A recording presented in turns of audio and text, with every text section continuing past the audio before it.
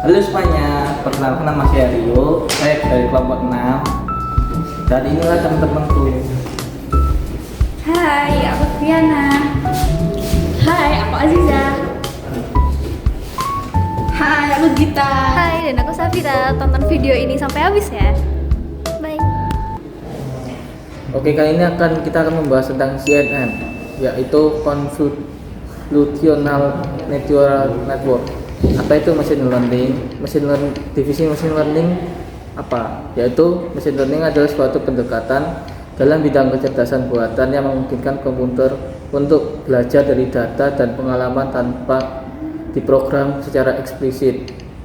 Nah, learning proses atau proses pembelajaran mesin terjadi ketika algoritma digunakan untuk menganalisis data, mengidentifikasi pola, dan membuat keputusan atau prediksi tanpa campur tangan manusia. Berikut ada tipe machine learning. Yang pertama ada supervised learning, yang kedua ada unsupervised learning, yang ketiga ada reinforcement learning. Yang pertama ialah supervised learning, yaitu algoritma yang diberikan data berlabel untuk belajar dan membuat prediksi atau keputusan. Yang kedua ada unsupervised learning, yaitu algoritma yang menganalisis tanpa label untuk mengidentifikasi pola atau struktur. Yang ketiga ada reinforcement learning, yaitu sistem belajar melalui interaksi dengan lingkungannya dan mendapatkan umpan balik dalam bentuk hadiah atau hukuman. Oke, jadi di sini saya akan menjelaskan apa itu Convolutional Neural Network. Jadi CNN adalah jenis arsitektur jaringan saraf tiruan atau neural network yang dirancang khusus untuk menangani data dengan struktur grid berupa gambar dan video. Nah, CNN ini sangat populer dalam bidang computer vision karena kemampuannya untuk secara otomatis mengenali pola visual dan fitur kompleks tanpa memerlukan proses ekstraksi fitur manual. Jadi, definisi dari CNN sendiri adalah model machine learning yang mampu menganalisis gambar, memahami pola, dan menghasilkan keluaran berupa klasifikasi, prediksi, atau segmentasi berdasarkan gambar yang dianalisis. Berikut adalah metode dari CNN. Yang pertama ada backpropagation, yaitu proses pembaruan bobot jaringan berdasarkan error yang dihitung melalui loss function. Nah, yang kedua ada activation function, yang artinya fungsi aktivasi memberikan non-linearitas pada jaringan untuk membantu memodelkan hubungan kompleks. Nah, yang ketiga ada fully connected layer. Setelah fitur diekstraksi melalui lapisan konvolusi dan pooling, data dilewatkan ke lapisan fully connected untuk membuat prediksi akhir. Nah, setiap neuron di layar ini terhubung dengan semua neuron di lapisan sebelumnya. Yang keempat ada pooling. Pooling bertujuan untuk mengurangi dimensi data sehingga mengurangi kompleksitas komputasi dan resiko overfitting. Yang kelima ada convolution operation. Nah, proses utama dalam CNN di mana filter kernel diterapkan pada data input untuk mengekstrak fitur penting seperti tepi, tekstur, atau pola. Operasi ini menghasilkan feature map yang mempresentasikan fitur lokal dari data input.